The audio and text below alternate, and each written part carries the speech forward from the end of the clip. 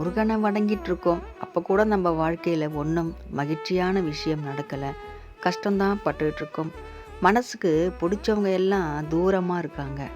பக்கத்தில் இருக்கவங்க எல்லாம் மனசை கஷ்டப்படுத்தக்கூடியவங்கள தான் இருக்காங்க. ரொம்ப வேதனைப்படுத்துகிறாங்க. இந்த வாழ்க்கை வாழணுமான்னு கூட சில சமயம் தோணுது. தூரமாக இருந்தாலும் பக்கமாக இருந்தாலும் மனசுக்கு பிடிக்கலைன்னா அது வாழ்க்கையாகவே இருக்காது. பணம் காசு தான் முக்கியம்னு நினைக்கிற ஒரு வாழ்க்கையில் நம்ம அன்பை வச்சுட்டு என்ன பண்ண போகிறோம்? நம்ம அன்பை யாருமே புரிஞ்சிக்கலையே.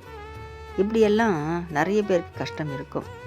முருகனை நம்ம வணங்கிட்டுருக்கோம், இருந்தும் இவ்வளோ கஷ்டப்படுறோமான்னு ஒரு மனசில் வேதனையும் இருக்கும்.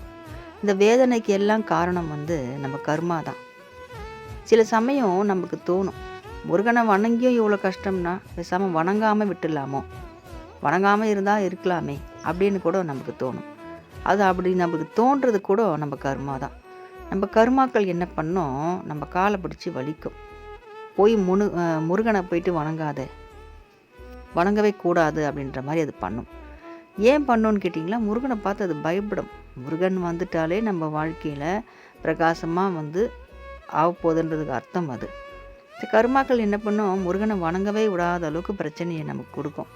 ஏன்னா கர்மா அது வேலையை செய்யணும் இல்லையா. கடவுள் எப்போவுமே யாருக்கும் எந்த சோதனையும் கொடுக்க மாட்டார். முருகர் சோதனையை கொடுப்பாரான்னு கேட்டால் கண்டிப்பாக கிடையாது. முருகன் என்ன சோதிக்கிறான், இந்த கோயிலுக்கு போகணும்னு நினைக்கிறேன் முடிய மாட்டேன்து, ஒரு பொருள் வாங்கணும்னு நினைக்கிறேன் முடிய மாட்டேன்து, காசே கொடுக்க மாட்டேன்றான். காசு இருந்தாலும் சில பேர் மனஸ்தாபத்தில் இருப்பாங்க. இப்படியெல்லாம் சோதனைகள் இருக்கும். அது கடவுள் கொடுக்குற சோதனை கண்டிப்பாக கிடையாது. முருகனை யாரையுமே சோதிக்கிறது இல்லை, எல்லாரையும் அன்போடு தான் பார்க்குறாரு. இந்த கர்மாக்கள் தான் நம்மளை சோதிக்கும். நம்ம அது புரியாமல் தான் கடவுள் என்ன சோதிக்கிறாரு, நான் என்ன கும்பிட்டாலும் முருகன் என்ன சோதிக்கிறான்னு நம்ம நினச்சிக்கிறோம். இந்த கர்மாக்களை நம்ம முற்றிலுமாக நம்ம விளக்கணும்னா முருகனை நம்ம விடவே கூடாது, பற்றி கொள்ளணும். அவருடைய இரு கால்களையும் நம்ம முருகா முருகான்னு சொல்லியே எல்லா வினையும் நமக்கு தீர்ந்துடும். அது முன்வினையாக இருக்கட்டும், செய்வினையாக இருக்கட்டும், எந்த வினையாக இருக்கட்டும், எந்த வினை இருந்தாலும் சரி, கந்தனை வணங்க நமக்கு எல்லா வினையும் தீர்ந்துடும். கஷ்டங்கள் எல்லாமே மாறிடும். நம்ம வாழ்க்கையிலையும் ஒரு ஒளிமயமான எதிர்காலம் நிச்சயமாக வரும். பிடிச்சவங்கெல்லாம் தூரமாக போகட்டும், அவங்க திரும்பவும் வர வைப்பார் நம்ம முருகர்.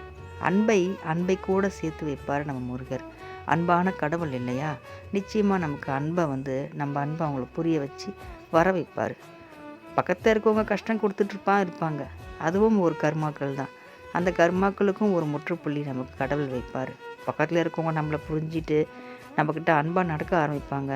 அப்படி இல்லைன்னா நம்மளுக்கு தொல்லை கொடுக்குறவங்க தூரத்தில் வைப்பார் நம்ம முருகர்.